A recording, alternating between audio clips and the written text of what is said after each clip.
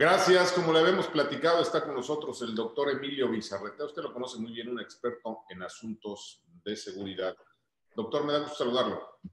Qué gusto, don Ricardo. Aquí andamos en la batalla.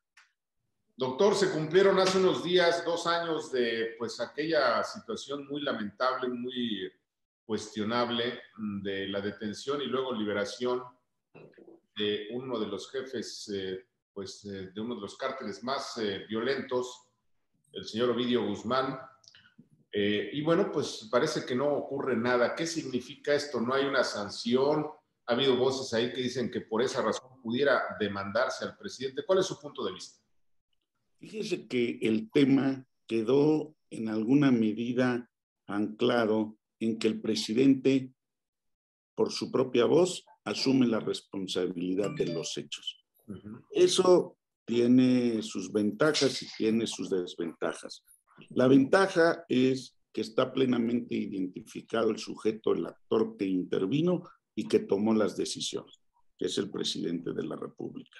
La desventaja es que, siendo el titular del Ejecutivo, en un país presidencialista como el nuestro, es muy probable que sea muy poco lo que se haga en función de una actividad delictiva. Sin embargo, el tema ya vamos a decir, traspasó fronteras y es precisamente uno de los problemas que se tienen en la relación con Estados Unidos. Se están mostrando varios elementos y entre los que se están mostrando es ya los señalamientos directos sobre los que no quieren en alguna medida que se mantengan en la perspectiva Estados Unidos-México. Entonces, para los mexicanos es un tema delicado porque pareciera ser que se le dio la patente de corso a este grupo delincuencial, Sinaloa, y obviamente con las repercusiones que se tienen en toda la línea que ahora se le denomina Guinda del Pacífico, más la del centro. Guerrero, Morelos, Ciudad de México, Puebla y Veracruz. Temas difíciles, la verdad, en este modelo de inseguridad que se está gestando desde los grupos criminales. Hay otras opiniones, doctor Bizarretea, en el sentido de que, precisamente como usted lo menciona, después de las elecciones del pasado 6 de junio, bueno, pues se les pagó a algunos grupos criminales con gobiernos completos, Sinaloa, Sonora, Baja California Sur, Zacatecas y algunos otros. ¿Qué hay de cierto en esto?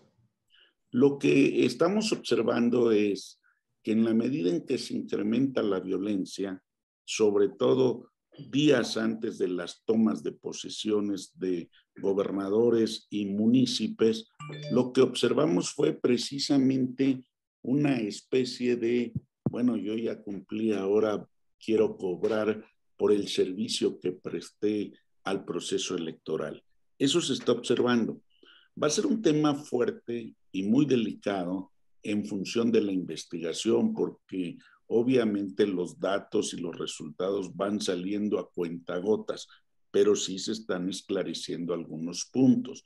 Veamos, el caso de lo más sonado fue el caso michoacano, donde se expresaron casi nombres, rutas y tendencias, y el caso de Sinaloa, que quedó perfectamente diseñado ya, y hay una intervención de la delincuencia que, para bien o para mal de la delincuencia y para mal de la sociedad, no ha logrado esclarecerse, ni mucho menos generar una carpeta de investigación o alguna toma por parte de la justicia.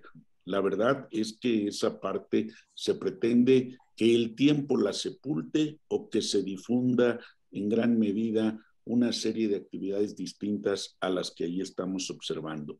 Nada más que las sociedades de esos lugares están señalando los riesgos que están viviendo cotidianamente.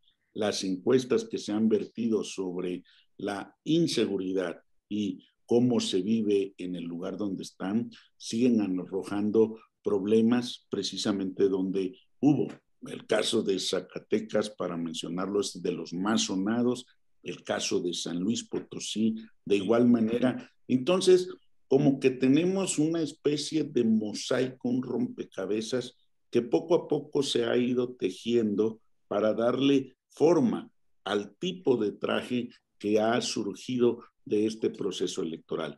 No es muy benigno para la sociedad, don Ricardo.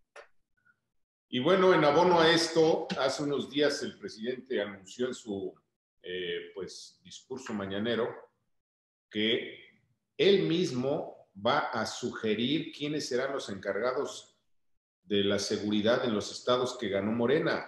O sea, le están entregando el pastel y las velas a los criminales.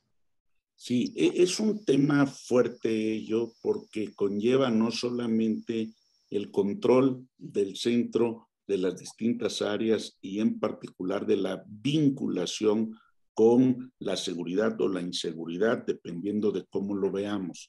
Creo que esa decisión del presidente nos coloca en una posición difícil y en particular a los ejecutivos estatales, porque si él va a asumir esa responsabilidad, es cierto, los ejecutivos no tienen necesariamente la capacidad para tomar decisiones, pero si el presidente la va a asumir ante el sospechosismo que hay, precisamente después del culiacanazo, como se ha denominado, entonces estamos dejando, como decían los clásicos, la iglesia en manos de Lutero. ¿Esto qué significa para la sociedad, doctor? ¿Es una afrenta, una amenaza? ¿Y dónde están los contrapesos? Me refiero precisamente al Congreso, al Senado de la República y pues, la autonomía de los estados. Hay que recordar que los estados tienen pues su división de poderes bien especificada en la Constitución. ¿Qué pasa con todo esto? Sí, la verdad es que los contrapesos están muy disminuidos, aún y a pesar de que no tiene la mayoría absoluta en el Congreso, ni absoluta tampoco en muchos de los congresos estatales, aunque aparentemente tuviera una mayoría el partido en el poder, en este caso Morena, no le alcanza todavía para tomar estas decisiones. Sin embargo, el peso de la presidencia en cuestiones presupuestales, los quebrantados, ¿sí? Las quebrantadas finanzas, los quebrantados gobiernos estatales y municipales, pues le estamos dejando mano libre o entrega en charola de plata precisamente aquellos que tienen los recursos en gran medida como serían los grupos en cada una de las entidades, los grupos delincuenciales.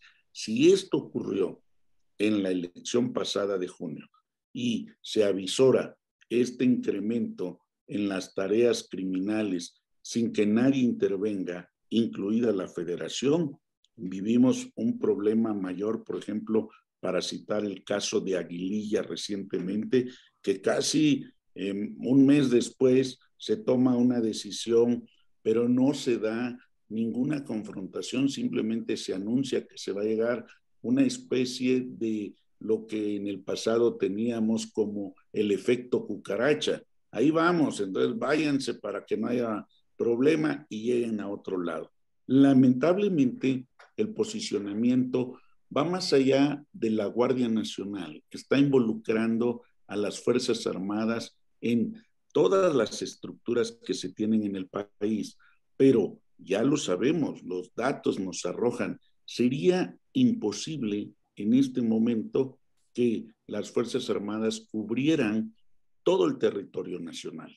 Ese es un tema o un dato que de alguna manera atosiga la realidad y deja a la sociedad en estado de indefensión. Muy bien, si nos permite, doctor, vamos a una pausa.